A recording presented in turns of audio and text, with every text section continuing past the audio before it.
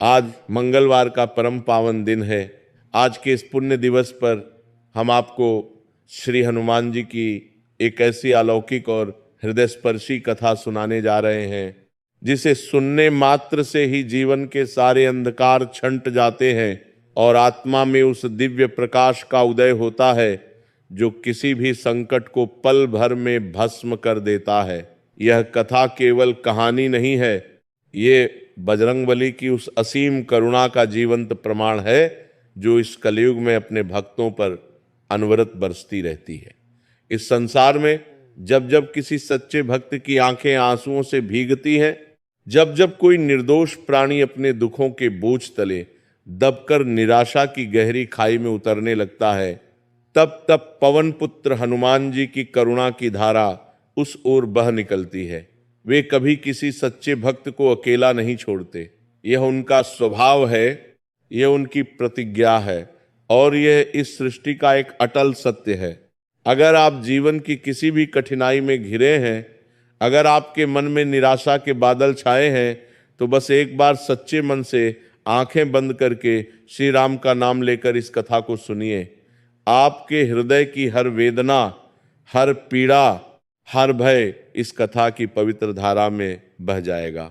ये वचन उनका है जो स्वयं अमर हैं, जो कलयुग में भी उतने ही सजग हैं जितने त्रेतायुग में थे। तो आइए जय श्री राम, जय हनुमान का उद्घोष करते हुए इस दिव्य कथा में प्रवेश करते हैं।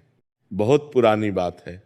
भारतवर्ष के एक सुदूर वन प्रांत में, जहां पर्वतों की श्रृंखलाएं आकाश को छूती थीं और नदियां कल कल करती बहती थीं, वहां एक छोटा सा गांव बसा हुआ था। उस गांव का नाम था रामपुरा। चारों ओर घने वृक्षों की छाया थी। पूरब दिशा में एक पहाड़ी थी जिसके ऊपर से सूर्योदय के समय ऐसा लगता था जैसे स्वर्ण की नदी बह रही हो। पश्चिम में एक नदी थी जिसे लोग पवित्र मानते थे और जिसके किनारे पर शाम को दीपक बहाने की परंपरा थी। उस गांव की मिट्टी में एक अजीब सी सुगंध थी। वर्षा के बाद जब मिट्टी भीगती थी तो वह सुगंध चारों ओर फैल जाती थी और मन को एक अनोखी शांति देती थी। रामपुरा में अधिकतर लोग किसान थे। खेती और पशुपालन ही उनकी जीविका का आधार था। कोई बैल जोतता था, कोई खेत में बीज बोता था, कोई फसल काटता था। स्त्रियां घर का काम करती थीं और साथ ही साथ खेत में भी हाथ बटाती थीं। गांव में एक छोटी सी पाठशाला भी थी जहां बच्चे पढ़ते थे। एक छोटा सा बाजार था जो सोमवार और गुरुवार को भरता था। उस बाजार में सब्जियां, अनाज, कपड़े और बर्तन बिकते थे। लेकिन गांव में एक परिवार ऐसा भी था जिसकी स्थिति बाकी सबसे अलग थी। उस परिवार का मुखिया था मदन दास। मदन दास पेशे से एक कुम्हार था। वह मिट्टी के बर्तन बनाकर उन्हें पास के बाजार में बेचता था और उससे जो कुछ थोड़ा बहुत मिलता उससे अपने परिवार का भरण पोषण करता था। मदन दास का स्वभाव बड़ा सरल था। उसके मुख पर कभी शिकायत नहीं आती थी। भले ही दिन भर धूप में काम करके वो थका हारा घर लौटता, लेकिन उसके होठों पर हनुमान जी का नाम अटल बना रहता था। वह चाहे कितना भी थका हो, चाहे कितनी भी तकलीफ हो, उसके मन में एक भाव सदैव जीवित रहता था कि जो राम की इच्छा वही होगा, जो प्रभु देंगे वह सर्वोत्तम होगा। इसी भाव ने उसे वह शक्ति दी जो किसी धनवान के पास भी नहीं होती। वह शक्ति थी संतोष की, धैर्य की और श्रद्धा की। उसके घर में उसकी पत्नी थी जिसका नाम कमला था। कमला बड़ी धर्मपरायण स्त्री थी। वह भोर होते ही उठ जाती, आंगन को गोबर से लीपती, तुलसी को जल चढ़ाती और अपने मन की शांति के लिए हनुमान चालीसा का पाठ करती। उसकी आवाज़ में एक विशेष मिठास थी। जब वो हनुमान चालीसा पढ़ती थी, पड़ोसी कभी कभी कहते थे कि कमला जब पाठ करती है तो लगता है जैसे मंदिर में आ गए हों। वो सुबह सुबह तुलसी के पास बैठकर पाठ करती और उस समय उसके चेहरे पर जो शांति आती थी वह देखने लायक होती थी। उनके 3 बच्चे थे। बड़ा लड़का रामू, मझला गोपाल और सबसे छोटी बिटिया का नाम था कांता। तीनों बच्चे बड़े भोले और मासूम थे। रामू 12 साल का था, गोपाल 9 साल का और कांता केवल 7 साल की। तीनों बच्चों में वही सरलता थी जो उनके माता पिता में थी। वे खेलते कूदते पाठशाला जाते और शाम को अपनी माँ के साथ हनुमान जी के सामने हाथ जोड़ते। मदनदास के घर की हालत देखकर किसी भी दयालु हृदय में करुणा उत्पन्न हो जाती थी। उसका घर मिट्टी और खपरेल से बना था। दीवारें जगह जगह से दरकी हुई थीं। बरसात के दिनों में छत से पानी टपकता था और कमला उस समय घर के कोनों में मिट्टी के बर्तन रख देती थी ताकि फर्श न भीगे। खिड़कियों पर पर्दे की जगह पुरानी फटी धोतियां टांगी हुई थीं। रसोई में एक मिट्टी का चूल्हा था जिसके ऊपर काले पड़े पुराने बर्तन रखे रहते थे। चूल्हे के पास लकड़ियां रखी होती थीं जो मदनदास जंगल से बीन कर लाता था। लेकिन इस घर में एक चीज ऐसी थी जो किसी राजमहल में भी दुर्लभ होती है। घर के एक कोने में हनुमान जी की एक छोटी सी मूर्ति स्थापित थी। वह मूर्ति मदनदास ने खुद मिट्टी से बनाई थी। उसने उसे सिंदूर से रंगा था और उसके चारों ओर एक छोटी सी चौकी बनाई थी। उस मूर्ति के सामने एक छोटा दीपक हर समय जलता रहता था। चाहे तेल के लिए पैसे हों या न हो, कमला उस दीपक को कभी बुझने नहीं देती थी। उसे विश्वास था कि जब तक यह दीपक जलता रहेगा उनके घर में हनुमान जी की छाया बनी रहेगी। कभी कभी जब तेल खत्म हो जाता था और पैसे नहीं होते थे तो कमला अपने बालों का तेल उस दीपक में डाल देती थी। वह कहती थी कि बाल तो बढ़ जाएंगे लेकिन हनुमान जी का दीपक नहीं बुझना चाहिए। मदनदास हर मंगलवार को विशेष रूप से जल्दी उठता था। वह भोर की लालिमा फूटने से पहले ही नदी पर स्नान करने चला जाता था। उस समय गांव में सन्नाटा होता था। केवल पक्षियों की आवाज होती थी और कभी कभी दूर से किसी मंदिर की घंटी की आवाज आती थी। मदनदास उस सन्नाटे में चलता था और उसे उस शांति में एक अजीब सी सुकून मिलती थी। नदी का जल भले ही ठंडा हो, वह कभी नागा नहीं करता था। जाड़े के दिनों में जब नदी का पानी बर्फ की तरह ठंडा होता था तब भी वह उसमें डुबकी लगाता था। स्नान करते समय वह राम नाम का जप करता रहता था। पानी से निकलकर वह भीगे कपड़ों में ही मंदिर की ओर चल देता था, क्योंकि उसे पता था कि मार्ग में कपड़े सूख जाएंगे। स्नान करके वो सीधा गांव के उत्तर दिशा में स्थित उस पुराने हनुमान मंदिर में पहुंचता था जो एक बड़े पीपल के पेड़ के नीचे बना हुआ था। वह मंदिर बहुत पुराना था। उसकी दीवारों पर काई जमी हुई थी, दरवाजे की लकड़ी घिस गई थी और उस पर पुराने रंग के निशान थे। मंदिर के सामने एक बड़ा पीपल का पेड़ था जिसकी डालियां इतनी बड़ी थीं कि उनकी छाया में 20-25 लोग आराम से बैठ सकते थे। उस पीपल के पेड़ पर लाल रंग का एक कपड़ा बांधा हुआ था। कहते थे कि उस कपड़े को बहुत पहले किसी भक्त ने बांधा था और तब से वो परंपरा चली आ रही थी। कहते थे कि उसकी स्थापना किसी ऋषि ने सैकड़ों साल पहले की थी। वहाँ की मूर्ति बड़ी प्राचीन और तेजस्वी थी। उस मूर्ति को देखकर ऐसा लगता था जैसे हनुमान जी साक्षात खड़े हों। उनकी आंखों में जो भाव था वह देखने वाले को एक अजीब सी शांति देता था। मदनदास उस मूर्ति को बड़े प्रेम से पानी से धोता, सिंदूर लगाता, फूल चढ़ाता और जो भी थोड़ा गुड़ घर से मिल जाता उसका भोग लगाता था।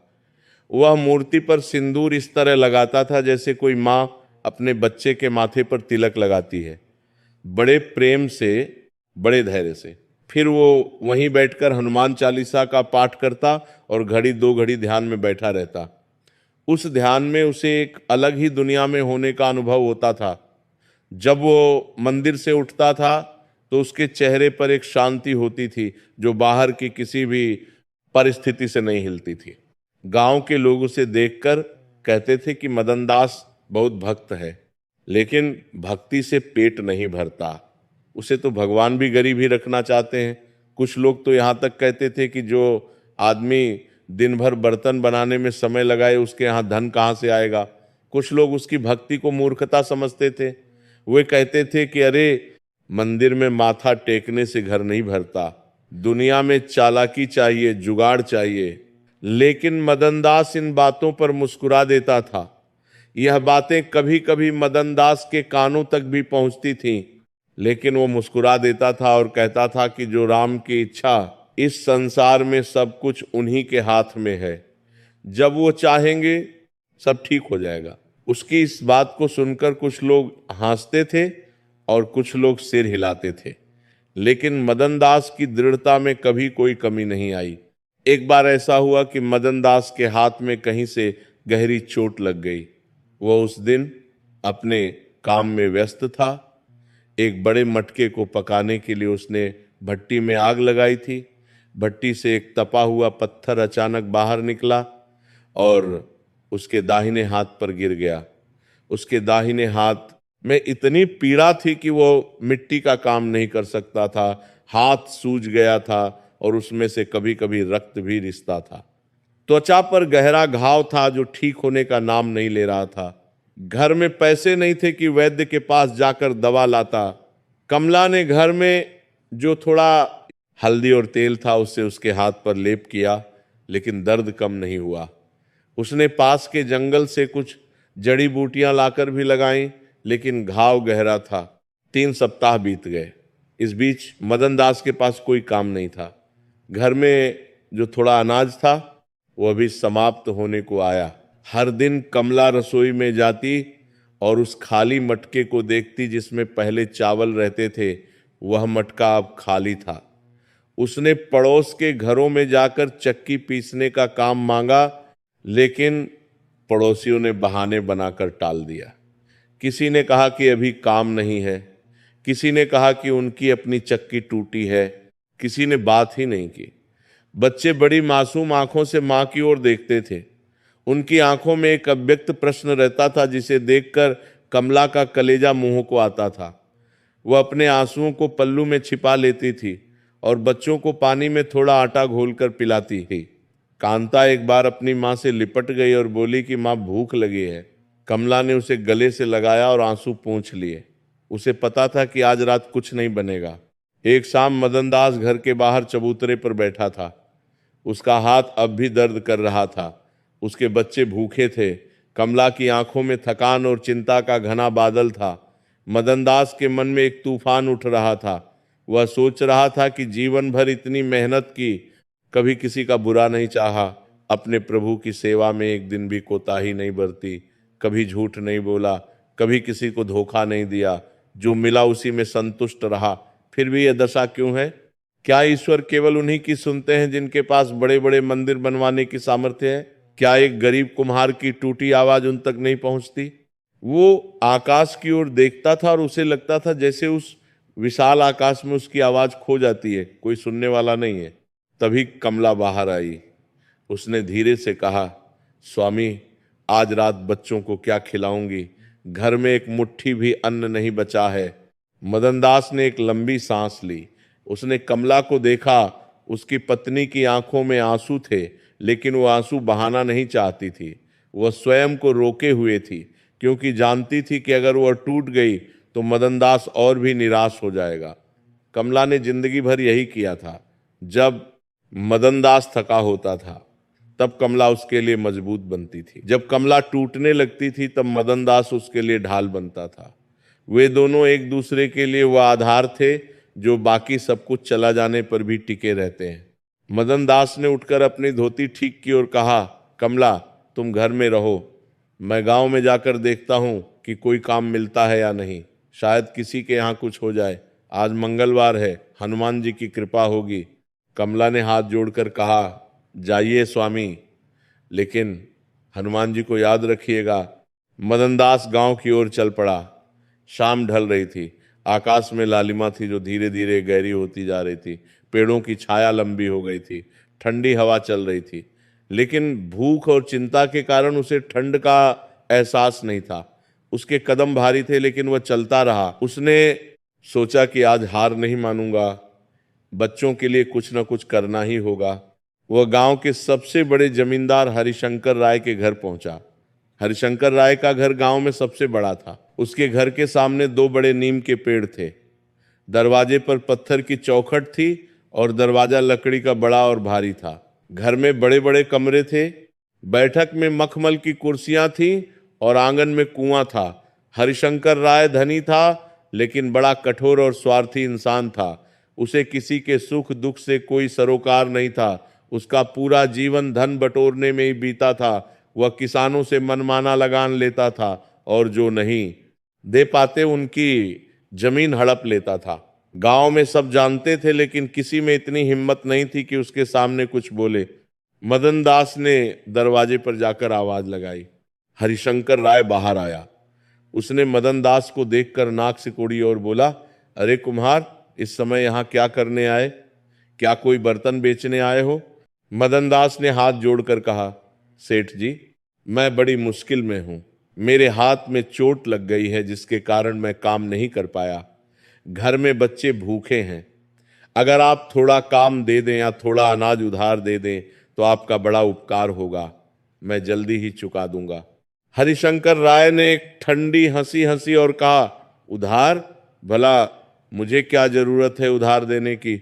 और तुम जैसे गरीब को उधार देना मतलब पैसे डुबोना। जाओ यहां से, मेरे पास इस वक्त कोई काम नहीं है। मदनदास की आंखों में पानी भर आया। उसने एक बार और विनती की, सेठ जी, बच्चे छोटे हैं, भूख से बिलख रहे हैं। 10 सेर आटा उधार दे दीजिए, मैं मिट्टी के बर्तन देकर चुका दूंगा। लेकिन हरिशंकर राय ने कोई जवाब नहीं दिया। उसने अपने नौकर को बुलाया और कहा, इन्हें दरवाजे के बाहर कर दो। फिर वो खुद अंदर चला गया। नौकर ने मदन दास के कंधे पर हाथ रखा और उसे बाहर धकेल दिया। दरवाजा बंद हो गया। उस दरवाजे के बंद होने की आवाज ने मदन दास के हृदय को गहराई से छुआ। वह आवाज केवल लकड़ी के दरवाजे की नहीं थी, वह एक इंसान के दिल के बंद होने की आवाज थी। मदन दास वहीं जमीन पर बैठ गया। उसके पैरों में अब और चलने की शक्ति नहीं बची थी। वह घड़ी भर वहीं बैठा रहा। चारों तरफ अंधेरा घिर रहा था। दूर दूर तक कोई दिखाई नहीं दे रहा था। कुत्तों के भौंकने की आवाज आ रही थी। कहीं दूर से एक उल्लू की आवाज आई। उसने सोचा कि क्या किसी और के यहां जाऊं, लेकिन फिर उसे याद आया कि आज वह 3 घरों से अपमान पाकर लौट चुका था। गांव के किसी भी व्यक्ति ने उसकी मदद नहीं की। जहां जहां वह गया, या तो दरवाजा बंद मिला या ऐसे जवाब मिले जो भीतर तक घाव कर गए। उसके मन में बुझे हुए अंगारे की तरह एक गहरी पीड़ा उठी।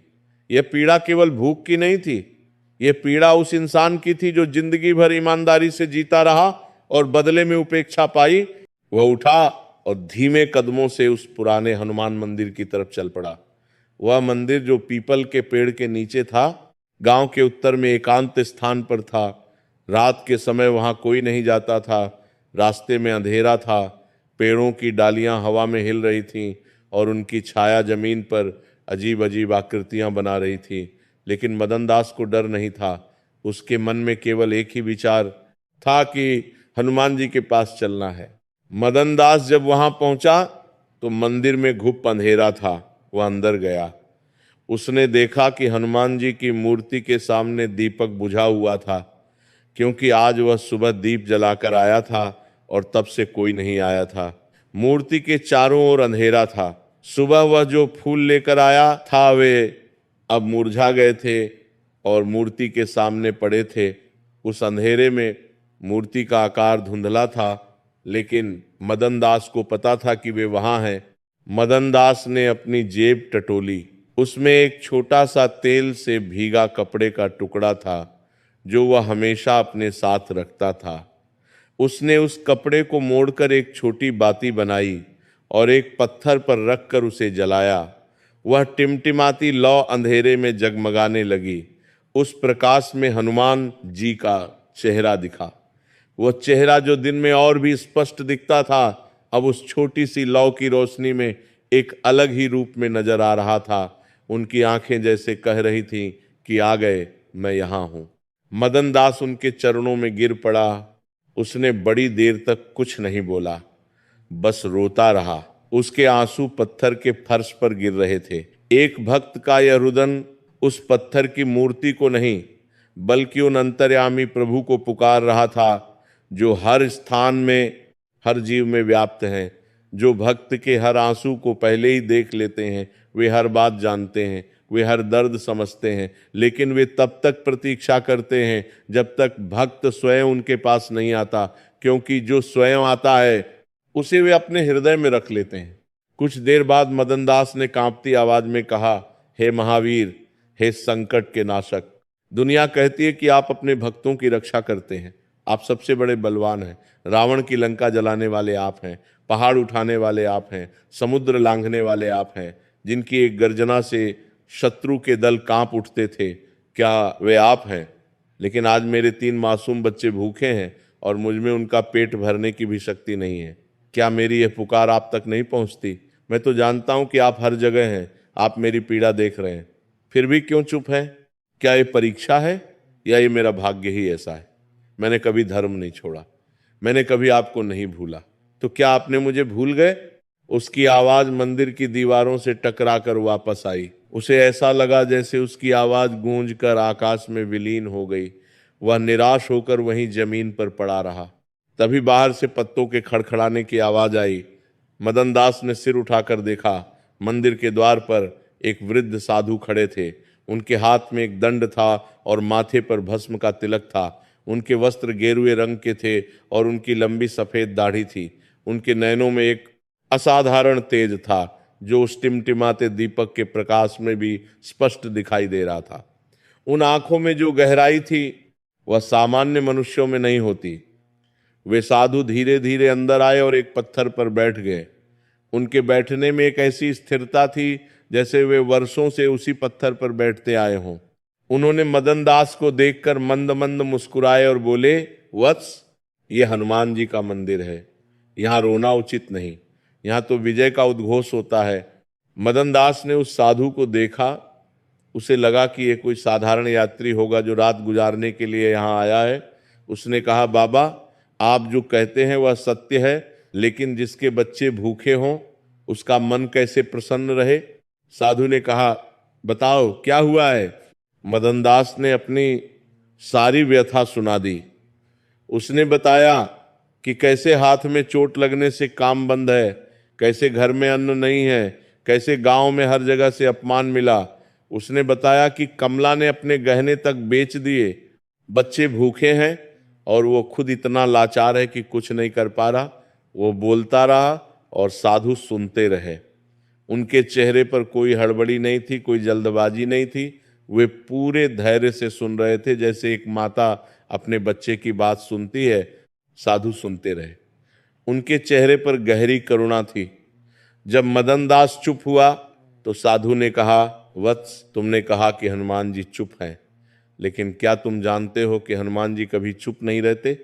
जो उनका भक्त है उसे वे एक पल के लिए भी नहीं भूलते।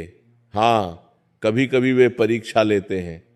जैसे सोने को कुंदन बनाने के लिए आग में तपाना पड़ता है, वैसे ही सच्चे भक्त को वे कठिनाई की आग में थोड़ा तपाते हैं। लेकिन जो उस आग में भी उनका नाम नहीं छोड़ता, उसे वे ऐसा वरदान देते हैं जो किसी राजा को भी नसीब नहीं होता। और ये वरदान धन का नहीं होता, यश का नहीं होता। ये वरदान होता है उस अंतर की शांति का जो किसी भी परिस्थिति में टूटती नहीं। मदन दास ने हाथ जोड़कर कहा, बाबा, मैं समझता हूं, लेकिन मेरी सहनशीलता टूट रही है। साधु ने अपनी झोली में हाथ डाला और एक छोटा सा पका हुआ आम निकाला। उन्होंने वह मदन दास को दिया और कहा, पहले इसे खाओ, खाली पेट ज्ञान नहीं उतरता। मदन दास ने वह आम लिया, उसने उसे खाया। एक अद्भुत बात हुई। उस आम को खाते ही उसके शरीर में जैसे नई शक्ति का संचार हो गया। वह थकान जो उसके पूरे शरीर में भरी हुई थी जैसे पिघल गई। उसका हाथ जो इतने दिनों से दर्द कर रहा था, उसमें भी अचानक दर्द कम होने लगा। उसका मन जो निराशा और क्रोध से भरा था, वह शांत होने लगा। वह आम मीठा था, लेकिन उसकी मिठास अलग थी। वह मिठास किसी फल में नहीं होती, वह मिठास उस प्रसाद में होती है जो किसी महान हाथ से मिलता है। मदन दास ने आश्चर्य से साधु की ओर देखा और बोला, बाबा, ये आम कैसा था? मेरे हाथ का दर्द कम हो रहा है और मन भी शांत हो रहा है। साधु ने कहा, ये हनुमान जी का प्रसाद है। और अब तुम एक काम करो, मेरे पास बैठो और जो मैं कहूं उसे ध्यान से सुनो। मैं तुम्हें एक ऐसी कथा सुनाने जा रहा हूं जो मंगलवार के दिन सुनने से मनुष्य के सारे संकट हर लिए जाते हैं। ये कथा बहुत पुरानी है, इसे बहुत कम लोग जानते हैं, लेकिन जो इसे सुनता है उसके जीवन का कायाकल्प हो जाता है। ये कथा उनके लिए है जो टूट चुके हैं, जो थक चुके हैं, जो निराश हो चुके हैं।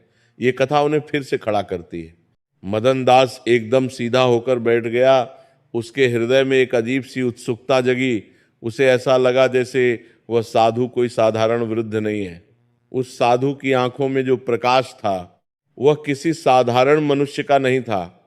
उनके स्वर में एक गहराई थी जो भीतर तक उतर जाती थी।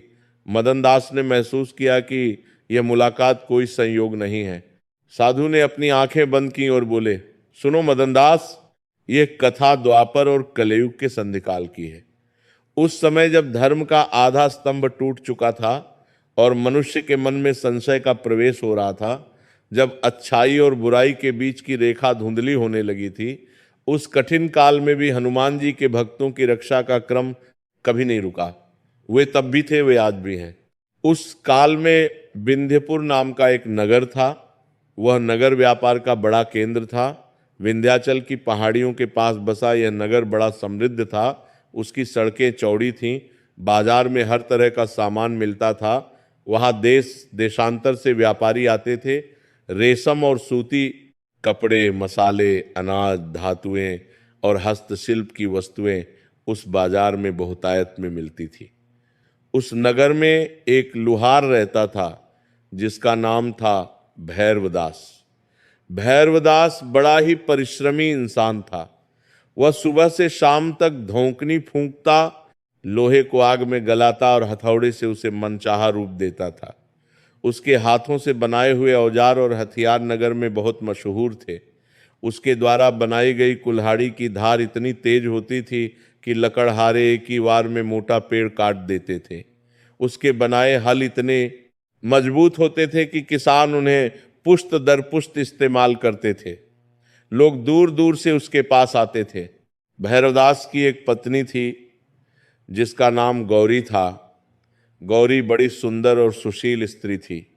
उसके चेहरे पर एक ऐसी सौम्यता थी जो देखने वालों को शांत करती थी। वह घर का काम तो करती ही थी, साथ ही साथ पति के धंधे में भी मदद करती थी। जब भैरवदास को कोई बड़ा काम मिलता था तो गौरी उसके लिए सामान तैयार करती थी। वे दोनों एक अच्छी जोड़ी थी। भैरवदास और गौरी दोनों हनुमान जी के अनन्य भक्त थे। हर मंगलवार को वे दोनों व्रत रखते थे। उनके घर के सामने एक पुराना हनुमान जी का मंदिर था। भैरवदास उस मंदिर की देखभाल करता था। वह रोज सुबह उठकर मंदिर की सफाई करता, फूल चढ़ाता और दीप जलाता। उसके लिए यह काम केवल धार्मिक कर्तव्य नहीं था, यह उसका प्रेम था। जैसे कोई अपने प्रिय मित्र से मिलने जाता है, वैसे ही भैरवदास हर सुबह उस मंदिर में जाता था। कुछ वर्षों तक तो उनका जीवन बड़े सुख से चला। धंधा अच्छा था, घर में खुशहाली थी, घर में खाने पीने की कोई कमी नहीं थी। गौरी के लिए कभी कभी कुछ गहने भी बने, त्योहारों पर नए कपड़े आए। लेकिन फिर एक बार ऐसा हुआ कि उनके नगर पर एक बड़ा संकट आ गया। नगर के राजा को एक पड़ोसी राजा ने ललकारा। दोनों के बीच भीषण युद्ध की तैयारी होने लगी। नगर में हलचल मच गई। व्यापारी डरकर अपना सामान समेटने लगे। जो लोग बाहर से आते थे उन्होंने आना बंद कर दिया। बाजार में सन्नाटा पसर गया। दुकानें बंद होने लगी। जो व्यापारी धन जमा किए बैठे थे उन्होंने उसे छिपा लिया। नगर में एक अजीब सा भय का वातावरण बन गया। लोग आपस में बात करते थे तो फुसफुसाकर रास्ते पर भीड़ कम हो गई। भैरवदास का भी काम ठप पड़ गया। जो राजा के सैनिकों के लिए हथियार बनाने के आर्डर थे वे भी रुक गए, क्योंकि युद्ध की तैयारी में राजा का ध्यान कहीं और था। धीरे धीरे भैरवदास की कमाई बंद हो गई। घर में जो जमा पूंजी थी वो खर्च होती रही। महीनों बीत गए, स्थिति बिगड़ती गई। गौरी ने अपने गहने तक बेच दिए, लेकिन वह भी कुछ ही समय तक काम आए। एक दिन ऐसा आया जब घर में एक भी पैसा नहीं बचा। उस दिन गौरी ने जब रसोई में देखा तो उसका दिल भारी हो गया। वही दशा थी जो मदन दास के घर में थी। भैरवदास बड़ा स्वाभिमानी इंसान था। वो किसी के आगे हाथ नहीं फैला सकता था। उसके पिता ने उसे सिखाया था कि चाहे कुछ भी हो, अपना हाथ किसी के सामने मत फैलाना। मेहनत करो, काम करो, लेकिन भीख मत मांगो। उसने गौरी से कहा, मैं कुछ काम ढूंढता हूं, घर में बैठकर दुखी होने से कुछ नहीं होगा। गौरी ने कहा, जाइए स्वामी। लेकिन पहले हनुमान जी के मंदिर में एक बार जाकर प्रार्थना कीजिए। भैरवदास मंदिर गया, उसने हनुमान जी के चरणों में माथा टेका और कहा, प्रभु आज आपकी शरण में आया हूं, मुझे राह दिखाइए। मैं कोई गलत काम नहीं करूंगा, लेकिन मेरे परिवार को भूखा भी नहीं देख सकता। आप मेरे रक्षक हैं, आप मुझे रास्ता दिखाइए। मंदिर से निकलकर भैरवदास नगर की ओर गया। वह कई जगह गया, काम मांगा, लेकिन युद्ध के माहौल में सबने मना कर दिया। एक ने कहा कि पैसा नहीं है, दूसरे ने कहा कि काम नहीं है, तीसरे ने दरवाजा ही नहीं खोला। शाम होने को आई और वह खाली हाथ वापस लौट रहा था। उसके कदम भारी थे, मन में उदासी थी, लेकिन उसने हार नहीं मानी, वह चलता रहा। रास्ते में उसे एक बूढ़ा व्यापारी मिला जो अपने बैलगाड़ी पर माल लेकर जा रहा था। उसकी गाड़ी का एक पहिया टूट गया था और वो परेशान बैठा था। बूढ़ा व्यापारी असहाय दिख रहा था, आसपास कोई नहीं था जो उसकी मदद करे। भैरवदास ने उसकी परेशानी देखी, उसने सोचा कि चलो कम से कम इनकी मदद करता हूँ। उसने बिना कुछ सोचे अपने हाथ में जो सामान था वह रखा और उस टूटे पहिए को ठीक करने लगा। उसे लुहारी का काम आता था, इसीलिए थोड़ी देर में उसने उस पहिए को जोड़ दिया। उसने अपनी कमर से एक तार निकाला और उसे पहिए पर कसकर बांध दिया। गाड़ी फिर से चलने लायक हो गई। बूढ़े व्यापारी ने बड़ी कृतज्ञता से भैरवदास को देखा और कहा, भाई तुमने मेरी बड़ी मदद की। मेरा नाम कमलापति है, मैं यहाँ से दूर एक नगर का रहने वाला हूँ, अगर मुझसे कोई काम हो तो बताओ। भैरवदास ने हाथ जोड़कर कहा, नहीं बाबा, यह तो बस कर्तव्य था। कमलापति ने पूछा, तुम उदास क्यों लग रहे हो भाई? भैरवदास ने अपना दुख बताया। कमलापति ने सुना और फिर मुस्कुराते हुए कहा, भाई कल मेरे साथ चलो, मेरे नगर में एक बड़ा मेला लगने वाला है। मुझे अपनी दुकान के लिए एक लोहार की जरूरत है जो मेरे लिए वहां काम करे। मैं तुम्हें उचित मजदूरी दूंगा। भैरवदास का हृदय उमड़ पड़ा। उसने कहा, बाबा आप ये कहकर मेरी जान बचा रहे हैं, मैं जरूर आऊंगा। वह घर लौटा और गौरी को सारी बात बताई। गौरी की आंखें भर आईं। उसने कहा, देखा स्वामी, हनुमान जी ने सुन लिया। उन्होंने उस बूढ़े व्यापारी को माध्यम बनाया, ये उन्हीं की लीला है। जब आपने उस बूढ़े की मदद की, उसी पल हनुमान जी ने आपकी मदद का द्वार खोल दिया। अगले दिन भैरवदास उस कमलापति के साथ निकल पड़ा। उनके नगर में बड़ा मेला था। भैरवदास ने वहां मेहनत से काम किया। उसके हाथों की कारीगरी देखकर लोग दंग रह गए। उसने जो औजार बनाए, जो काम किया, वो देखकर लोग आश्चर्यचकित हो गए। लोगों ने उसे खूब सराहा और उसके पास काम की कोई कमी नहीं रही। उसने जितना कमाया वो पर्याप्त था। वो घर लौटा और पैसे लेकर आया। गौरी ने आटा मंगाया, बाजार से तेल और नमक लाया और उस शाम पहली बार कई हफ्तों बाद उनके घर का चूल्हा जला। उस रात जो रोटियां बनी, उनका स्वाद भैरवदास और गौरी को जिंदगी भर याद रहा। लेकिन ये तो बस शुरुआत थी, असली कथा तो अभी आगे थी। भैरवदास उस मेले से लौटकर फिर से अपने काम में लग गया।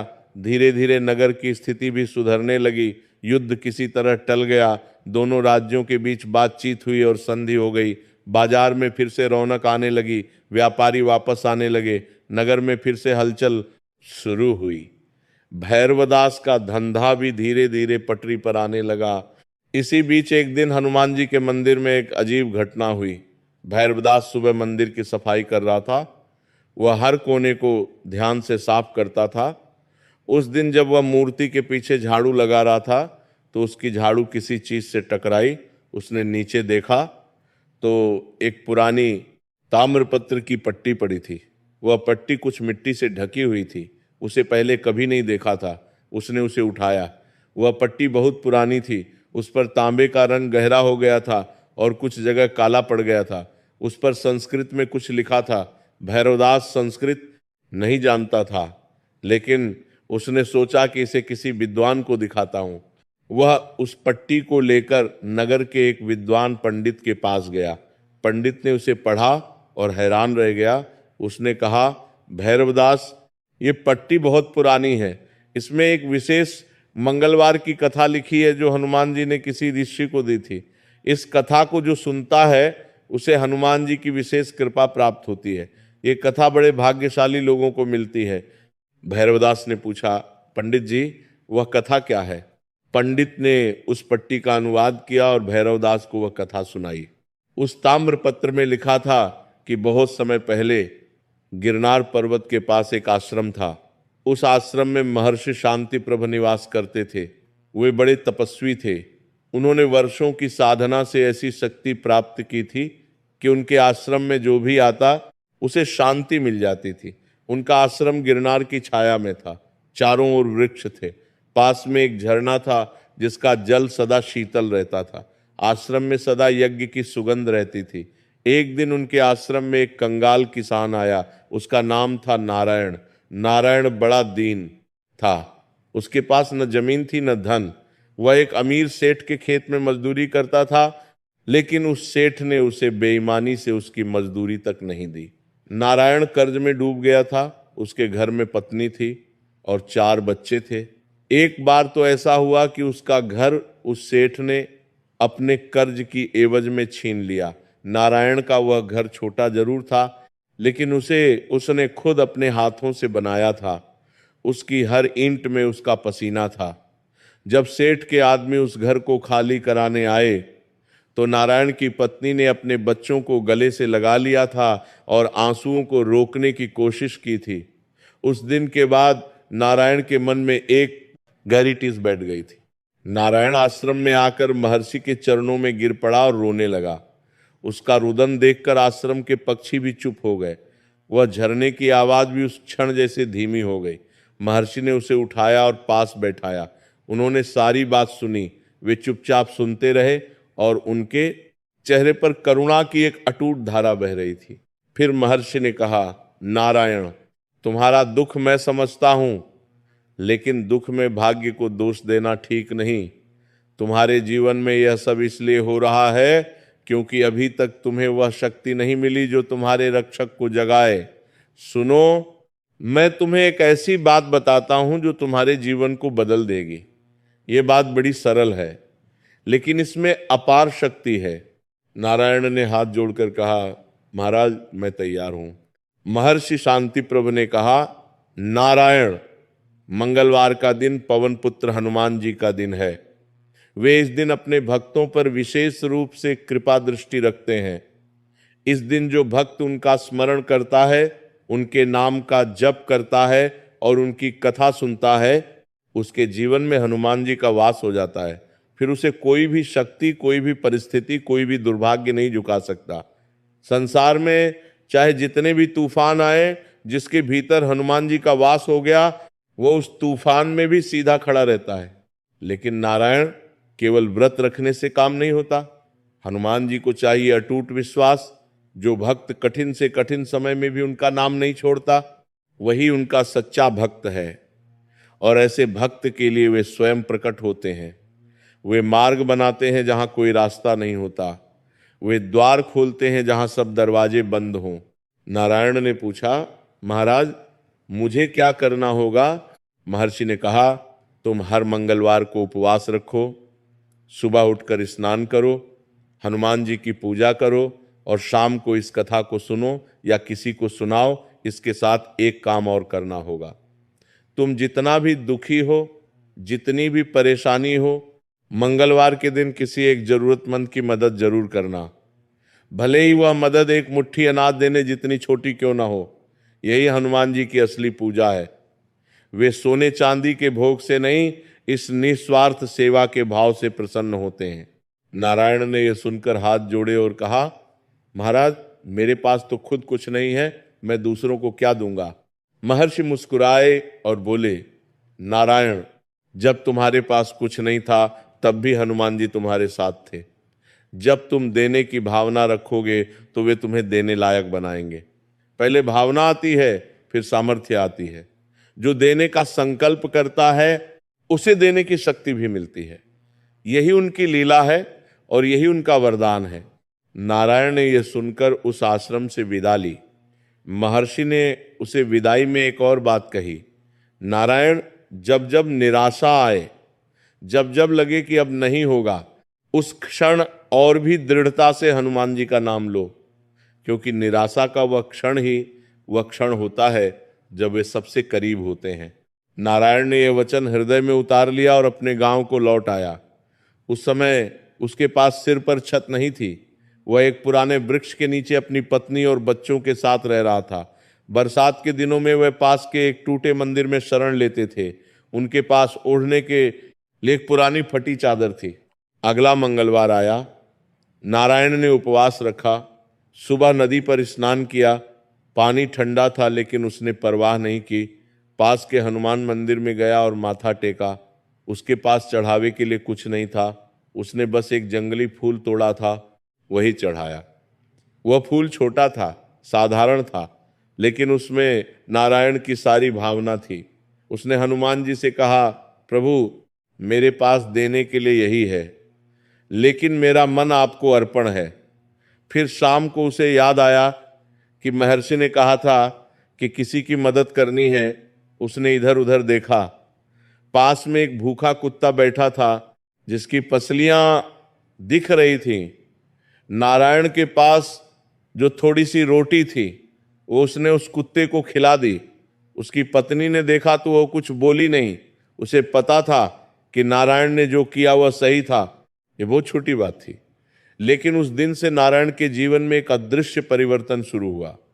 जैसे किसी अंधेरे कमरे में कोई दरवाजा खुला हो और बाहर की रोशनी भीतर आने लगी हो। अगले दिन उसे खेतों में काम मिला। उसके हाथ में इतनी शक्ति आई कि उसने एक दिन में उतना काम किया जितना 2 आदमी करते हैं। मालिक ने देखा और उसे अच्छी मजदूरी दी। धीरे धीरे उसकी कर्ज की स्थिति सुधरने लगी। वह हर मंगलवार को व्रत रखता और जितना बन सके किसी की मदद करता। कभी किसी को पानी दिया, कभी किसी की गाय को चारा दिया, कभी किसी बच्चे को एक मुट्ठी अनाज दिया, कभी किसी थके राही को अपने वृक्ष की छाया में बैठने दिया। इन छोटी छोटी चीजों में उसे एक विचित्र संतोष मिलने लगा। उसे लगने लगा कि जब वह किसी की मदद करता है तो उस क्षण उसके भीतर कुछ हल्का हो जाता है, जैसे उसके कंधों से बोझ उतर रहा हो। महीने बीते, साल बीता, नारायण की स्थिति सुधरती गई। उस सेठ ने जो उसका घर छीना था, एक दिन अजीब परिस्थितियों में उसे नारायण को लौटाना पड़ा। सेठ के बेटे ने जब देखा कि उसके पिता ने एक गरीब का घर अन्याय से लिया है, तो उसने अपने पिता को समझाया। सेठ के मन में भी कहीं ना कहीं पश्चाताप था। आखिरकार नारायण का घर उसे वापस मिल गया। नारायण के बच्चों को काम मिला। उसकी पत्नी भी स्वस्थ रहने लगी। गांव में उसकी साख बनी। लोग कहते थे कि नारायण बड़ा भाग्यशाली है, लेकिन नारायण जानता था कि यह भाग्य नहीं, हनुमान जी की कृपा है। इसी बीच एक दिन एक घटना हुई जिसने नारायण का जीवन पूरी तरह बदल दिया। एक मंगलवार की शाम नारायण मंदिर से लौट रहा था। रास्ते में उसे एक बच्चा मिला जो रो रहा था। वो बच्चा लगभग 10 साल का था। उसके कपड़े फटे हुए थे और वह डरा हुआ लग रहा था। उसकी आंखें लाल थीं और उसके गालों पर आंसू सूख गए थे, जो कई बार रोने के बाद बचते हैं। नारायण ने उसके पास जाकर पूछा, बेटा क्या हुआ? तुम यहाँ अकेले क्यों हो? रो क्यों रहे हो? बच्चे ने रोते रोते बताया कि वो अपने माता पिता के साथ तीर्थ यात्रा पर निकला था। रास्ते में भीड़ में उसके माता पिता से बिछड़ गया। वह कहाँ जाए कुछ नहीं पता। उसे भूख लगी थी, रात होने वाली थी और वह अकेला था। नारायण को उस बच्चे पर बड़ी दया आई। उसने सोचा कि मेरे घर में भी कम है, लेकिन इस बच्चे को ऐसे नहीं छोड़ सकता। उसने बच्चे का हाथ थाम लिया और उसे अपने घर ले आया। उसकी पत्नी ने बच्चे को खाना खिलाया, उसे पानी दिया और उसे सोने के लिए जगह दी। उस रात उस घर में एक अतिथि और था और नारायण की पत्नी के चेहरे पर एक विशेष संतोष था। अगले दिन नारायण उस बच्चे को लेकर नगर में गया। उसने पूछताछ की। बहुत खोजने के बाद पता चला कि उस बच्चे के माता पिता पास के गांव में रो रहे हैं और अपने बेटे को ढूंढ रहे हैं। नारायण उस बच्चे को उसके माता पिता के पास ले गया। उस बच्चे के माता पिता ने जब अपने बेटे को देखा तो उनकी खुशी का ठिकाना नहीं रहा। माँ ने बच्चे को गले लगाया और फूट फूट कर रोने लगी। पिता की आंखों में भी आंसू थे। वे नारायण का धन्यवाद करने लगे। उस बच्चे के पिता का नाम था विट्ठलराव। वे एक बड़े व्यापारी थे। उन्होंने नारायण से कहा, भाई तुमने मेरे बेटे को ढूंढकर मुझे जिंदगी दी, मैं तुम्हारा यह कर्ज कभी नहीं चुका सकता, लेकिन बताओ मैं तुम्हारे लिए क्या कर सकता हूं। नारायण ने कहा, बाबा इसमें मेरा कोई एहसान नहीं, ये तो बस एक इंसान का दूसरे इंसान के प्रति कर्तव्य था। हनुमान जी की कृपा से यह संभव हुआ।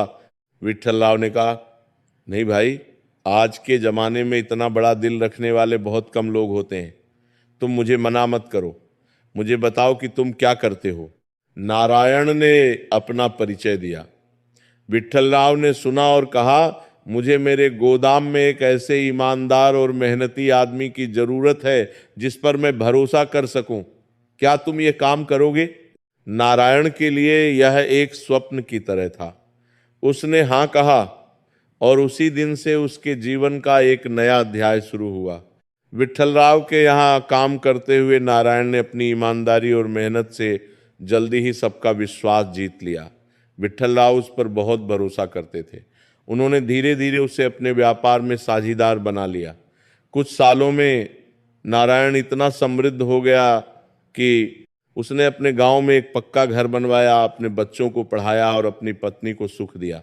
उसके घर में वे सारी चीजें आईं जिनकी कभी उसने कल्पना भी नहीं की थी। लेकिन नारायण ने कभी अपना व्रत नहीं छोड़ा। हर मंगलवार को वह उपवास रखता, हनुमान जी की पूजा करता और जरूरतमंदों की मदद करता। उसके घर से कोई भूखा नहीं लौटता था। जो उसके द्वार पर आता उसे वह खाली हाथ नहीं जाने देता था। उसकी पत्नी भी यही करती थी। उनका घर केवल उनका घर नहीं रहा, वह एक ऐसी जगह बन गई जहां जरूरतमंद आते थे और राहत पाते थे। एक दिन नारायण के पड़ोसी ने पूछा, नारायण भाई तुम इतने सुखी कैसे हो? पहले तो तुम्हारी हालत बहुत बुरी थी। नारायण ने मुस्कुराते हुए कहा, भाई ये मेरी मेहनत नहीं, हनुमान जी की कृपा है। उन्होंने मुझे रास्ता दिखाया, मैंने केवल उस रास्ते पर चलने की कोशिश की। उन्होंने जब भी द्वार खोला मैं उसमें से निकला, बाकी सब उन्होंने किया। साधु ने यहाँ रुककर मदनदास की ओर देखा। मदनदास की आंखें बंद थीं और उसके गाल पर आंसू की एक धारा बह रही थी। उसे लग रहा था जैसे यह कथा केवल नारायण की नहीं, उसी की अपनी कहानी है। नारायण का दर्द उसका दर्द था, नारायण की लाचारी उसकी लाचारी थी, और जो राह हनुमान जी ने नारायण को दिखाई थी वही राह शायद उसके लिए भी थी। साधु ने कहा, मदन दास यह कथा यहीं नहीं रुकती। उस ताम्रपत्र में आगे एक और कथा लिखी थी जो उस मंदिर के मूल रहस्य को उजागर करती है। क्या तुम सुनना चाहते हो? मदन दास ने तुरंत हाथ जोड़कर कहा, बाबा हाँ, मैं एक एक शब्द सुनना चाहता हूं, आप रुकिए मत। साधु ने गहरी सांस ली और आगे बोले, वत्स, उस ताम्रपत्र में आगे लिखा था कि नारायण जब समृद्ध हो गया तो उसके मन में एक बात हमेशा खटकती थी। उसे याद आता था कि महर्षि शांति प्रभु ने कहा था कि यह कथा किसी ऋषि को हनुमान जी ने स्वयं सुनाई थी। वह जानना चाहता था कि वह ऋषि कौन थे और वह कथा क्या थी। उसकी इस जिज्ञासा ने उसे चैन से नहीं बैठने दिया। एक दिन नारायण ने विट्ठलराव से कुछ दिन की छुट्टी मांगी और गिरनार पर्वत की ओर निकल पड़ा। यात्रा लंबी थी, पहाड़ों के बीच से रास्ता था, जंगल थे, नदियां थीं, चढ़ाई थी, लेकिन नारायण रुका नहीं। उसे पता था कि इस यात्रा का उद्देश्य बड़ा है। वहां पहुंचकर उसने महर्षि शांति प्रभु का आश्रम खोजा। महर्षि अब बहुत वृद्ध हो चुके थे, उनके बाल और दाढ़ी पूर्णतः श्वेत थी, उनका शरीर कांपता था, लेकिन उनका तेज वैसा ही था जैसे पहली बार देखा था। नारायण ने उनके चरणों में प्रणाम किया और कहा, महाराज आपकी कृपा से मेरे जीवन में परिवर्तन आया, लेकिन मेरे मन में एक जिज्ञासा है। आपने कहा था कि मंगलवार की एक विशेष कथा है जो हनुमान जी ने किसी दृष्टि को दी थी, वह कथा क्या है? मेरा मन उसे जानने के लिए व्याकुल है। महर्षि ने नारायण को ध्यान से देखा, उनकी आंखों में प्रसन्नता आई। उन्होंने कहा, नारायण मैं जानता था कि तुम एक दिन ये प्रश्न लेकर आओगे। तुम्हें यह कथा सुनने का अधिकार है क्योंकि तुमने अपने जीवन में हनुमान जी के मार्ग पर चलकर दिखाया है। जिसने अपने जीवन में उस कथा को जी लिया उसे ही वह कथा सुनने का अधिकार मिलता है। महर्षि ने बैठकर वह कथा सुनाई।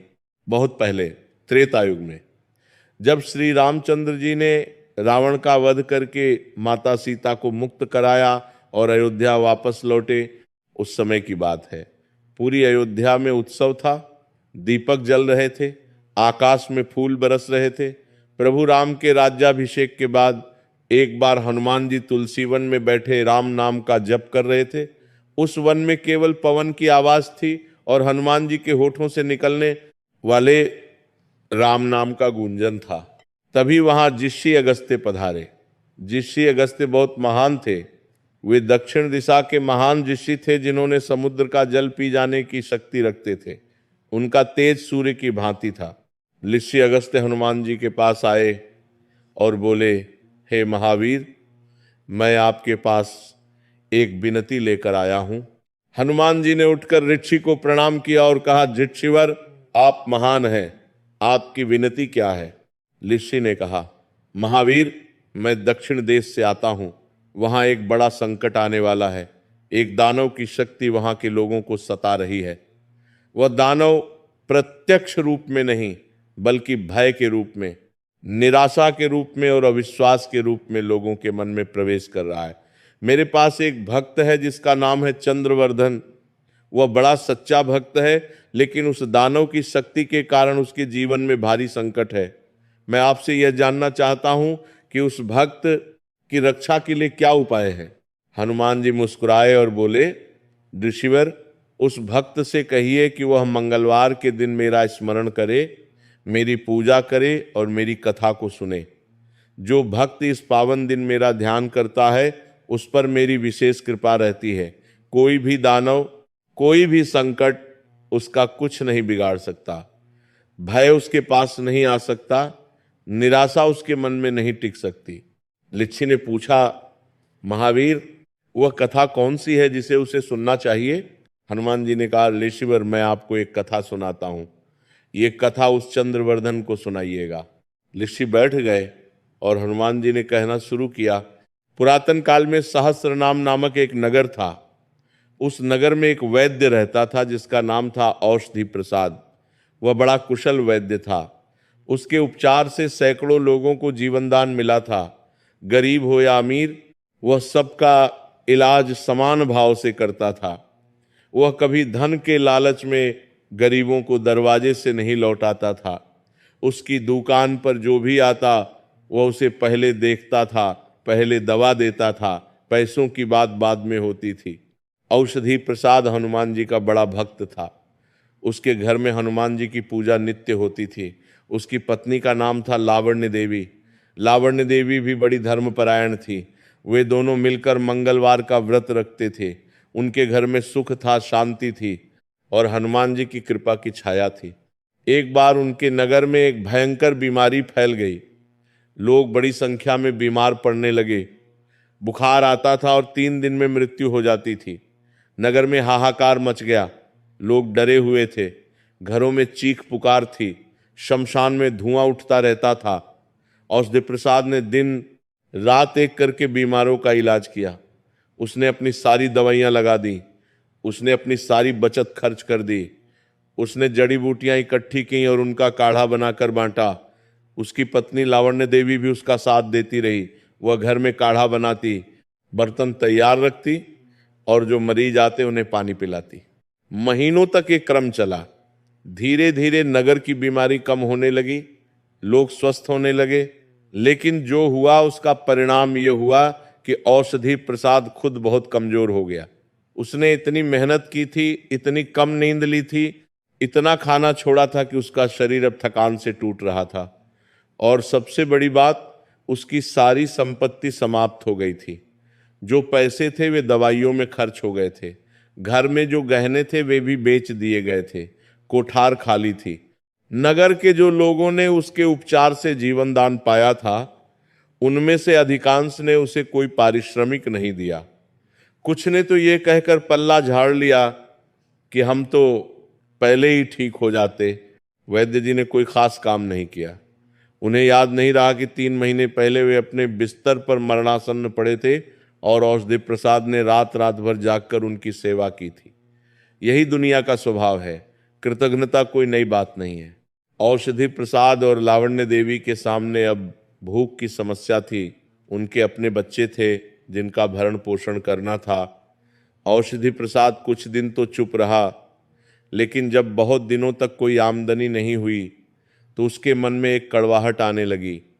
वह सोचने लगा कि मैंने इतने लोगों को जीवन दिया, क्या यही मेरा पुरस्कार है? जिन लोगों को मैंने बचाया वे आज मुझे पहचानते तक नहीं, मुझे रास्ते में देखकर मुंह फेर लेते हैं। क्या भलाई करने का यही फल मिलता है? उसके मन में एक विचार आया कि अब से वह केवल अमीर मरीजों का इलाज करेगा जो पैसे दे सकते हैं, गरीबों के लिए मुफ्त में काम करना बंद। उसने यह निर्णय मन में ही किया और उस दिन की प्रतीक्षा करने लगा जब वह यह बात लागू करेगा। लेकिन जिस दिन उसने यह निर्णय लिया उसी दिन एक घटना हुई। वह अपनी दुकान बंद करने की तैयारी कर रहा था। दिन भर कोई नहीं आया था। उसने दरवाजे पर सांकल लगाने के लिए हाथ बढ़ाया, तभी एक बूढ़ी औरत आई। उसके हाथ में एक बच्चा था जो बुखार से तप रहा था। बच्चे की सांसें तेज चल रही थीं और उसका शरीर जल रहा था। बूढ़ी औरत की आंखों में घबराहट थी। उसने कहा, वैद्य जी, मेरे पोते को देखिए, 3 दिन से बुखार है, मेरे पास पैसे नहीं हैं, लेकिन आप इसे बचा दीजिए। औषधि प्रसाद के मन में उस कड़वाहट ने फिर सिर उठाया। उसने सोचा कि मैं बिना पैसों के काम नहीं करूंगा, लेकिन उसी पल उस बच्चे ने अपनी छोटी छोटी आंखें खोली और औषधि प्रसाद को देखा। उन निर्दोष आंखों में इतनी पीड़ा थी, इतनी असहायता थी कि औषधि प्रसाद का कठोर मन एक पल में पिघल गया। वे आंखें पूछ रही थीं, क्या आप मुझे बचाएंगे? उन आंखों में कोई शिकायत नहीं थी, कोई मांग नहीं थी, केवल एक मूक प्रार्थना थी। उसने बच्चे को देखा, दवा दी, काढ़ा बनाया, बुखार की जड़ी बूटी घर में जो बची थी वह लगाई और कहा, जाओ, पैसों की चिंता मत करो। बूढ़ी औरत ने उसे आशीर्वाद दिया। उसने कहा, बेटा, भगवान तुम्हारा भला करे, तुम्हारा दिल बड़ा है, और चली गई। उस रात औषधि प्रसाद मंदिर गया। वो हनुमान जी के सामने बैठ गया। उसने कहा, प्रभु, मेरा मन भटक रहा था। आपने उस बच्चे की आंखों के माध्यम से मुझे याद दिलाया कि मेरा धर्म क्या है। मेरा धर्म केवल उनका इलाज करना नहीं जो पैसे दे सकते हैं। मेरा धर्म उन सबका इलाज करना है जिन्हें मेरी जरूरत है। क्षमा करना, मैं भटक रहा था। उस रात जब वो मंदिर से निकला तो उसे रास्ते में एक सेठ मिला जो बहुत बीमार था। उसे किसी ने बताया था कि औषधि प्रसाद बड़ा कुशल वैद्य है। सेठ ने उसे बुलाया। औषधि प्रसाद ने उसका इलाज किया। सेठ बहुत बड़ा धनवान था। उसने इलाज के लिए इतना धन दिया जितना औषधि प्रसाद ने जिंदगी में नहीं देखा था। लेकिन इससे भी बड़ी बात यह हुई कि उस सेठ ने पूरे नगर में यह बात फैला दी कि औषधि प्रसाद नगर का सबसे कुशल वैद्य है। लोग दूर दूर से आने लगे। औषधि प्रसाद की कीर्ति चारों दिशाओं में फैल गई। उसकी दुकान पर अब सुबह से शाम तक लोग आते थे। हनुमान जी ने ऋषि अगस्त्य से कहा, ऋषिवर, देखा आपने, जब औषधि प्रसाद के मन में स्वार्थ आया तो उसे कोई नहीं मिला, लेकिन जब वह अपने धर्म पर वापस लौटा तो मैंने उसके लिए द्वार खोल दिए। यही मंगलवार की कथा का सार है। जो भक्त इस दिन अपने स्वार्थ को त्याग कर किसी की निस्वार्थ मदद करता है, उसके लिए मैं स्वयं उपस्थित हो जाता हूँ। मैं किसी न किसी रूप में आता हूँ, कभी उस बच्चे की आंखों में, कभी उस बूढ़े व्यापारी के रूप में, कभी उस साधु के रूप में जो रात के अंधेरे में किसी एकांत मंदिर में प्रकट हो जाता है। ऋषि अगस्त्य ने यह कथा सुनकर हनुमान जी को प्रणाम किया और दक्षिण देश की ओर प्रस्थान किया। उन्होंने चंद्रवर्धन को यह कथा सुनाई। चंद्रवर्धन के जीवन का संकट धीरे धीरे समाप्त हो गया। महर्षि शांतिप्रभ ने यह कथा नारायण को सुनाई। नारायण ने उसे अपने मन में गहराई से उतार लिया।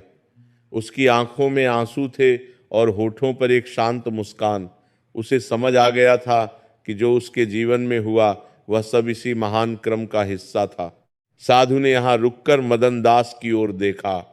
मदन दास के होंठ कांप रहे थे, वह अभिभूत था। साधु ने कहा, मदन दास। भैरवदास ने जब उस ताम्रपत्र पर लिखी ये कथा सुनी तो उसने उस पंडित से कहा कि वह इस कथा को हर मंगलवार को नगर के लोगों को सुनाएगा। उसी दिन से विंध्यपुर में एक परंपरा शुरू हुई। हर मंगलवार को भैरवदास उस हनुमान मंदिर में लोगों को इकट्ठा करता और यह पावन कथा सुनाता। लोग बड़ी श्रद्धा से सुनते। जो सुनता उसके जीवन में कोई ना कोई शुभ परिवर्तन अवश्य होता। किसी की बीमारी ठीक होती, किसी के घर में संतान का जन्म होता, किसी का रुका हुआ काम बन जाता। ये सुनते सुनते भैरवदास का जीवन भी और अधिक सुखमय हो गया। उसके हाथों की कारीगरी की चर्चा दूर दूर तक फैल गई। राजा के महल से भी उसके पास काम आने लगा। उसका घर समृद्ध हो गया। लेकिन भैरवदास ने एक काम कभी नहीं बदला। हर मंगलवार को वह उपवास रखता, मंदिर जाता, कथा सुनाता और किसी न किसी की सहायता करता। साधु ने मदन दास की ओर देखा और बोले, वत्स, अब मैं तुम्हें वह बात बताता हूं जो इस सारी कथा का सबसे गहरा रहस्य है। मदन दास ने सांस रोककर सुना। साधु ने कहा, जब भैरवदास बूढ़ा हुआ और उसका अंतिम समय आया तब उसने अपने पुत्र को बुलाया और कहा, बेटा, मेरे पास जो धन है वह सब तुम्हारा है, लेकिन जो एक सबसे बड़ी संपत्ति मेरे पास है वह है हनुमान जी का विश्वास। ये मैं तुम्हें दे रहा हूं। कभी मंगलवार का व्रत मत छोड़ना, कभी किसी जरूरतमंद को खाली हाथ मत लौटाना, और जब भी जीवन में संकट आए हनुमान जी की इस पावन कथा को सुनना। यही मेरी असली विरासत है। भैरवदास के प्राण निकले तो उसके चेहरे पर एक दिव्य मुस्कान थी। जो लोग उस समय वहां उपस्थित थे उन्होंने कहा कि उस क्षण मंदिर में अपने आप घंटियां बजने लगी थीं और हवा में अजीब सी मधुर सुगंध फैल गई थी, मानो हनुमान जी स्वयं अपने भक्त को लेने आए हों। साधु चुप हो गए। मदन दास कुछ देर तक चुप बैठा रहा। फिर उसने धीरे से अपनी आंखें खोली। उसके गाल पर आंसू की धारा थी, लेकिन उसके चेहरे पर एक अजीब सी शांति थी। वह शांति जो बहुत दिनों से उससे रूठी हुई थी आज वापस आ गई थी। मदन दास उठा और हनुमान जी की मूर्ति के सामने जाकर माथा टेका। उसने कहा, प्रभु क्षमा करना, मैंने आज आपसे शिकायत की, लेकिन अब समझ आया कि आप हमेशा मेरे साथ थे, बस मेरी आंखें बंद थीं। आज उस साधु के रूप में आप स्वयं आए। आप ही वह साधु थे, मुझे पता है। जब वह मुड़ा तो उसने देखा कि साधु वहां नहीं थे। वह जहां बैठे थे वहां केवल एक सूखा फूल पड़ा था, हनुमान जी का वही लाल फूल जो मदन दास ने उस सुबह मूर्ति पर चढ़ाया था। वह फूल अब भी उसी जगह था जहां साधु बैठे थे, जैसे साधु स्वयं उस फूल में समा गए हों। मदन दास ने उस फूल को उठाया। उसके मन में एक विचार कौंधा, क्या वह साधु कोई और थे? वह उस प्रश्न का उत्तर जानता था, लेकिन उसने वह प्रश्न मन में ही रहने दिया। कुछ बातें अनुभव की जाती हैं, शब्दों में नहीं कही जाती। उस रात मदन दास के हृदय में जो हुआ वह केवल वही जान सकता था। मदन दास हल्के कदमों से घर की ओर चला। रात का अंधेरा था, लेकिन अब वह उसे डरावना नहीं लग रहा था। आकाश में तारे चमक रहे थे। उसे लग रहा था जैसे उन तारों में से हर एक उसे देख रहा है और मुस्कुरा रहा है। हवा में एक अजीब सी सुगंध थी। उसके कदम हल्के थे। उसके हृदय पर से वह बोझ उतर गया था जो उसने इतने दिनों से उठाया था। जब वह घर पहुंचा तो उसने देखा कि घर के बाहर एक बैलगाड़ी खड़ी है। कमला दरवाजे पर खड़ी थी और उसके चेहरे पर हैरानी थी। मदन दास ने पूछा, कमला, ये क्या है? कमला ने कहा, स्वामी, अभी थोड़ी देर पहले एक व्यापारी आए। उन्होंने कहा कि उन्हें एक कुशल कुम्हार की जरूरत है जो उनके लिए विशेष मिट्टी के पात्र बनाए। उन्होंने अग्रिम भुगतान में एक थैली भेजी है। उन्होंने यह भी कहा कि आपके हाथों से बने बर्तनों की बहुत चर्चा सुनी है, वे कल सुबह फिर आएंगे। मदन दास ने उस थैली को देखा। उसमें उतने सिक्के थे जितने उसने महीनों में नहीं कमाए थे। उसने उन सिक्कों को देखा और फिर आकाश की ओर देखा। वह व्यापारी कौन था? उसे किसने भेजा था? उसे उत्तर पता था। उसके मन में वह साधु का चेहरा आया। उसके कानों में वह कथा गूंजी जो उसने सुनी थी। औषधि प्रसाद को बुखार में तपते बच्चे की आंखों ने रोका था। नारायण को एक बिछड़े बच्चे ने नई राह दिखाई थी। भैरवदास को एक टूटे पहिए ने उस बूढ़े व्यापारी से मिलाया था। बिछड़े बिछड़े बच्चे ने और उसे मदन दास को आज उस अंधेरी रात में उस मंदिर में एक साधु मिले थे। हनुमान जी हर बार आते हैं, बस रूप बदल जाता है। उसकी आंखें भर आईं। उसने हाथ जोड़कर आकाश की ओर देखा और मन ही मन कहा, हे बजरंग बली, आपने आज फिर एक बार अपने भक्त की लाज रखी। मैं आपका कर्जदार हूं। इस कर्ज को मैं अपनी भक्ति से, अपनी सेवा से और अपनी कृतज्ञता से चुकाने की कोशिश करूंगा। उस रात पहली बार कई हफ्तों बाद मदन दास के घर में खाना बना। कमला ने मोटी रोटियां बनाई। बच्चों ने पेट भर खाया। कांता ने हंसते हुए कहा, माँ, आज बड़ा अच्छा खाना बना है। कमला ने उसे गले लगाया। उस रात वह घर जो मिट्टी और खपरेल से बना था, किसी महल से कम नहीं था। कमला ने खुशी के आंसुओं के साथ हनुमान जी की मूर्ति के सामने सिर झुकाया। उसने उस दीपक की लौ को देखा जो अब भी टिमटिमा रही थी। उसने सोचा कि इस दीपक की तरह ही मेरे प्रभु मेरे जीवन में हमेशा जलते रहे। मैंने कभी उन्हें बुझने नहीं दिया। उन्होंने कभी मुझे अकेला नहीं छोड़ा। अगले मंगलवार से मदन दास ने उसी साधु की बताई हुई विधि से व्रत शुरू किया। वह हर मंगलवार को उपवास रखता, सुबह स्नान करके मंदिर जाता, हनुमान जी की पूजा करता और शाम को किसी न किसी जरूरतमंद की सहायता करता। उसने यह भी नियम बनाया कि हर मंगलवार को वह किसी एक भूखे व्यक्ति को भोजन कराएगा। वह छोटी सी परंपरा उसके घर की पहचान बन गई। लोग जानते थे कि मंगलवार को मदन दास के घर जाना हो तो कोई भूखा नहीं लौटेगा। धीरे धीरे उसका जीवन बदलने लगा। उसके हाथ का दर्द पूरी तरह ठीक हो गया। उसके बनाए मिट्टी के बर्तनों की मांग बढ़ने लगी। उसके बर्तनों में कुछ अलग था। लोग कहते थे कि उन बर्तनों में पानी का स्वाद मीठा लगता है। शायद ये मदन दास के हाथों का स्पर्श था, शायद उसकी भक्ति की ऊर्जा थी। जो व्यापारी पहले आया था उसने कई और आर्डर दिए। उसके बच्चे पढ़ने लगे। घर में पक्की दीवारें उठने लगीं। एक दिन वो मिट्टी का घर जो दर की दीवारों वाला था, धीरे धीरे एक मजबूत घर में बदलने लगा। लेकिन इन सब बदलावों से भी बड़ा बदलाव था मदन दास के अंदर। उसके चेहरे पर एक ऐसा तेज आ गया था जो पहले नहीं था। लोग उसे देखकर कहते थे कि इस आदमी में कुछ अलग है। उसकी आंखों में एक शांति है, एक गहराई है जो बड़े बड़े लोगों में नहीं होती। वे नहीं जानते थे कि यह तेज कहां से आया, लेकिन मदन दास जानता था। मदन दास जानता था कि यह तेज उसका अपना नहीं था, ये उन हनुमान जी का तेज था जो उसके भीतर उतर आए थे।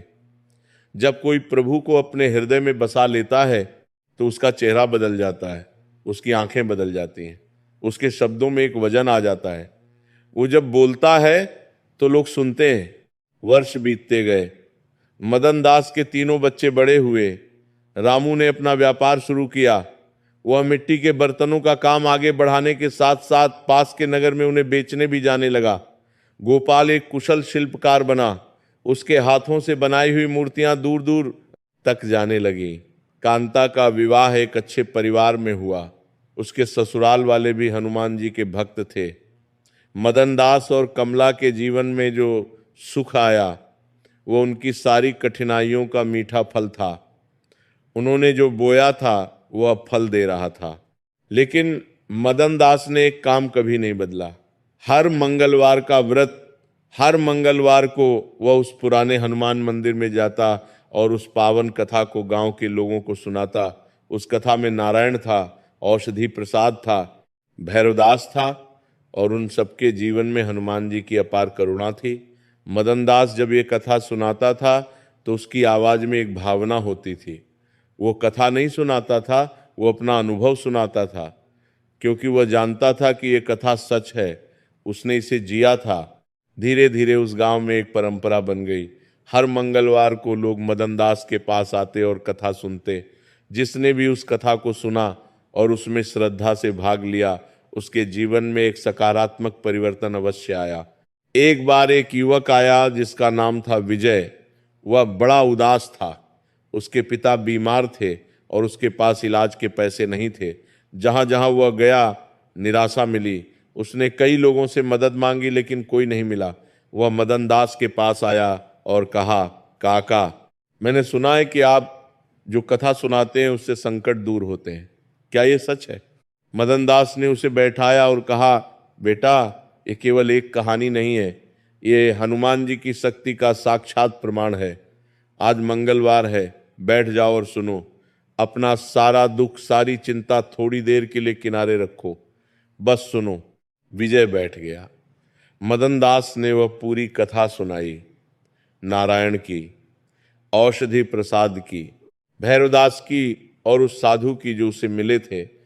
एक एक शब्द में उसने भावना डाली।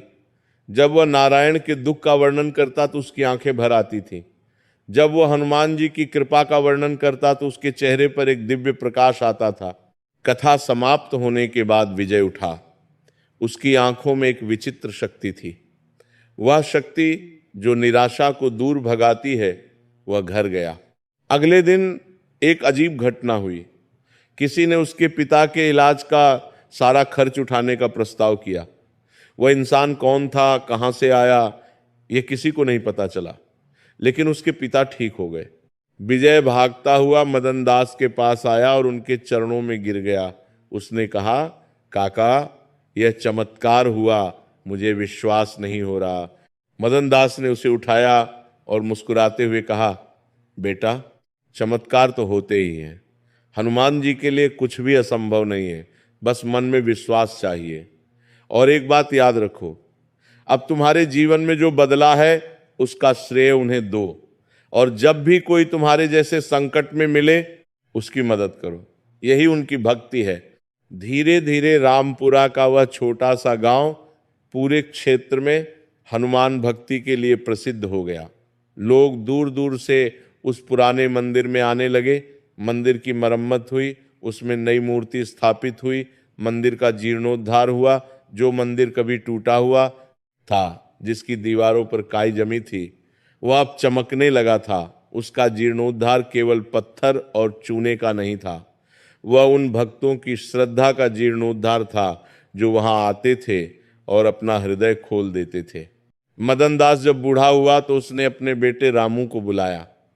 उसके चेहरे पर वही शांति थी जो उस रात उस मंदिर में उसे मिली थी। उसने रामू के माथे पर हाथ रखा और कहा, बेटा, मेरे पास जो कुछ है वो सब तुम्हारा है, लेकिन एक बात याद रखना, हनुमान जी ने मुझे जो कुछ दिया वह मेरी मेहनत से नहीं मिला, वो उनकी कृपा से मिला।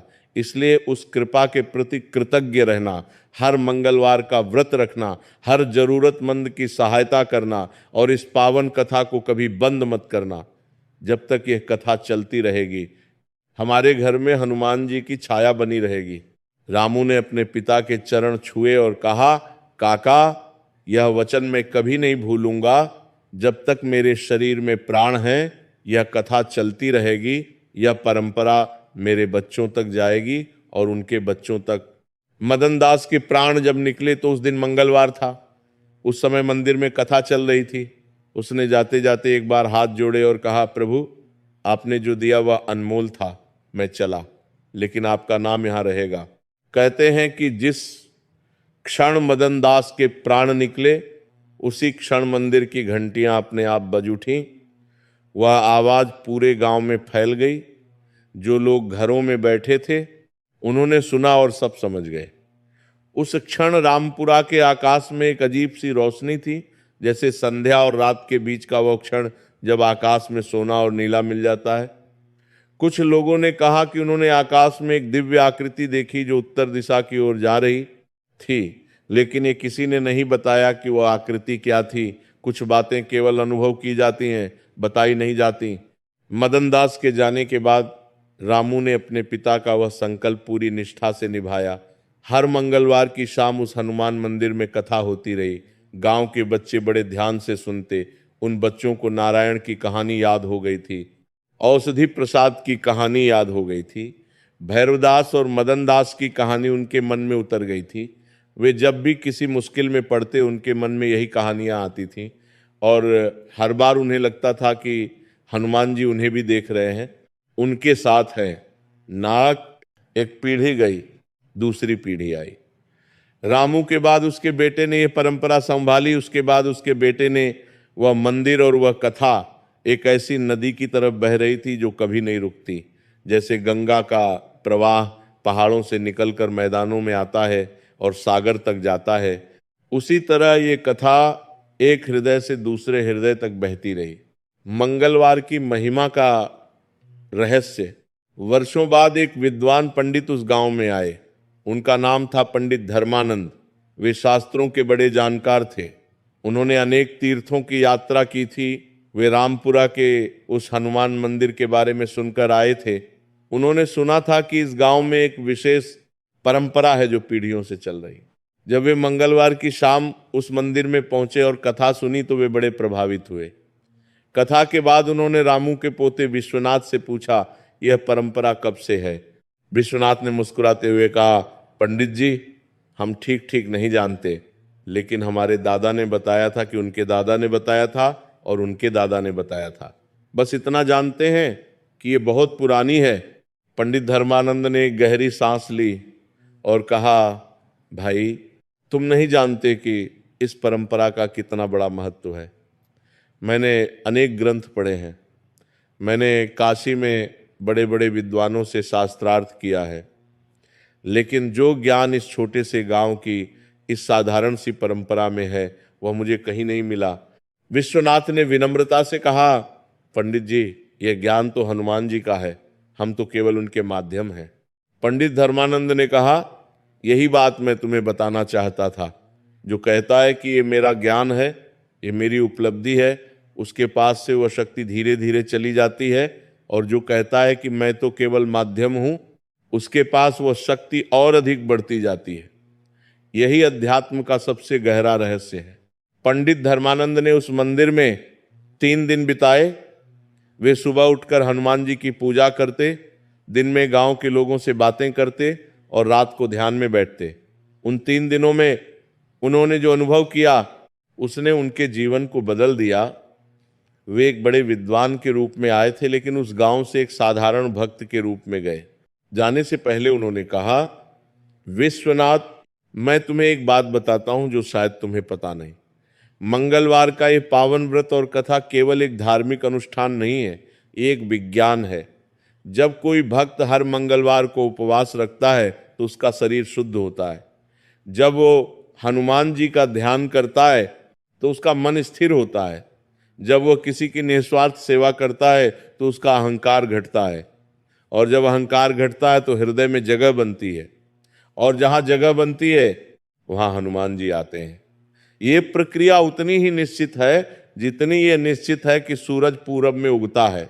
विश्वनाथ ने ये बात सुनी और उसे अपने हृदय की गहराई में उतार लिया। उस दिन के बाद रामपुरा में एक और परंपरा जुड़ गई। हर मंगलवार की कथा के अंत में एक बात कही जाने लगी जो पंडित धर्मानंद ने बताई थी। वह बात यह थी कि हनुमान जी का सबसे बड़ा मंदिर कोई पत्थर या ईंट से नहीं बनता, वह बनता है भक्त के हृदय में। और जब वह मंदिर बन जाता है तब कोई भी शक्ति उसे तोड़ नहीं सकती। वह रात जो सब बदल देती है। कथा में एक और अध्याय जुड़ा। वह अध्याय था उस घटना का जो विश्वनाथ के जीवन में एक बार घटी। विश्वनाथ के जीवन में सब ठीक था, लेकिन एक पीड़ा थी। उसकी पत्नी सुमित्रा कई वर्षों से बीमार थी। वैद्यों ने देखा था, दवाइयां दी थीं, लेकिन कोई फर्क नहीं हो रहा था। सुमित्रा धीरे धीरे कमजोर होती जा रही थी।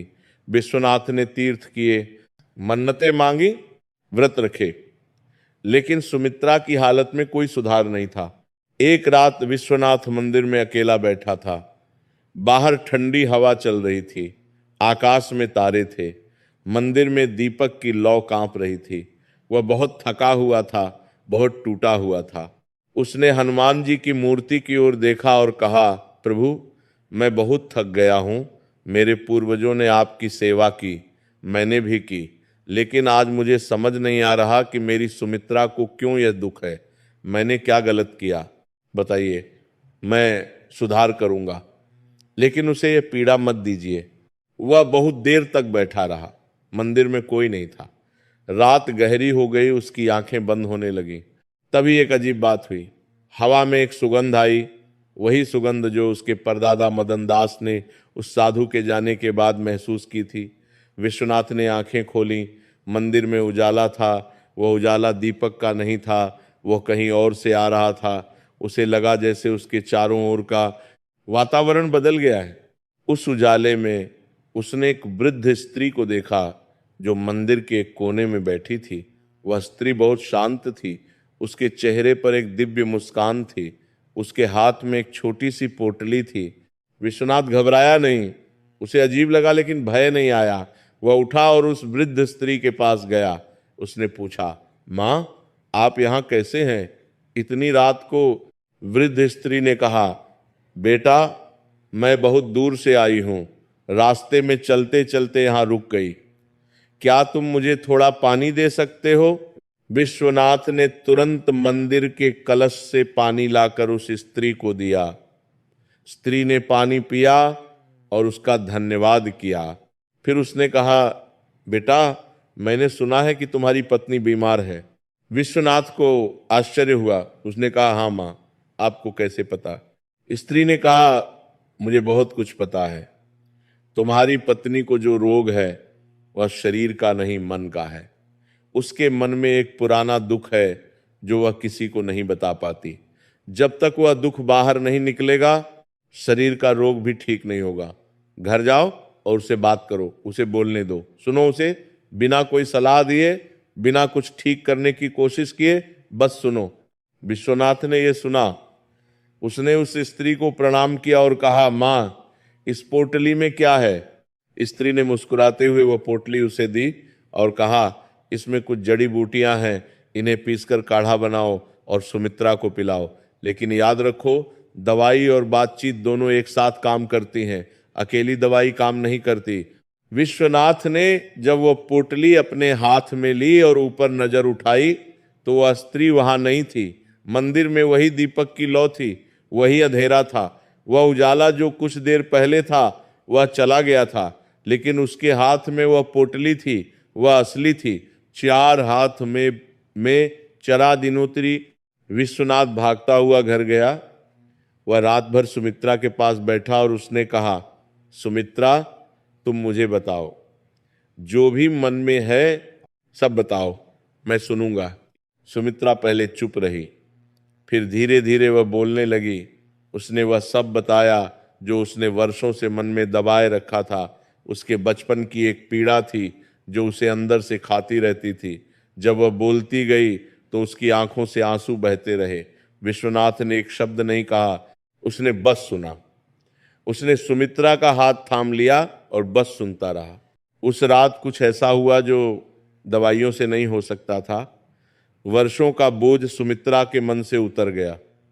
जब वह सो गई तो उसके चेहरे पर पहली बार महीनों बाद एक शांति थी। अगले दिन उस पोटली की जड़ी बूटियों का काढ़ा बनाकर विश्वनाथ ने सुमित्रा को दिया और 1 हफ्ते में सुमित्रा में सुधार दिखने लगा।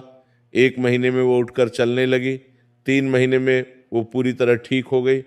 विश्वनाथ ने जब ये बात गांव के लोगों को बताई तो किसी ने उस वृद्ध स्त्री को पहचाना नहीं, लेकिन सबने एक स्वर में कहा, यह हनुमान जी की कृपा थी। वे किसी न किसी रूप में आते हैं, किसी साधु के रूप में, किसी बच्चे के रूप में, किसी वृद्ध स्त्री के रूप में। वे अपने भक्त के पास आते हैं जब भक्त सबसे अधिक अकेला होता है। कथा का अनंत प्रवाह। उस दिन के बाद रामपुरा में एक नया नियम जुड़ गया। हर मंगलवार की कथा के अंत में यह बात कही जाने लगी कि हनुमान जी जब भी आते हैं किसी साधारण रूप में आते हैं, इसलिए हर अपरिचित में, हर जरूरतमंद में, हर उस इंसान में जो कभी भी तुम्हारे पास आए, हनुमान जी को देखो, उसकी सेवा करो, क्योंकि तुम नहीं जानते कि वो कौन है। ये बात सुनकर एक बार एक युवा लड़के ने पूछा, काका अगर हर इंसान में हनुमान जी हैं तो फिर बुरे इंसान में भी?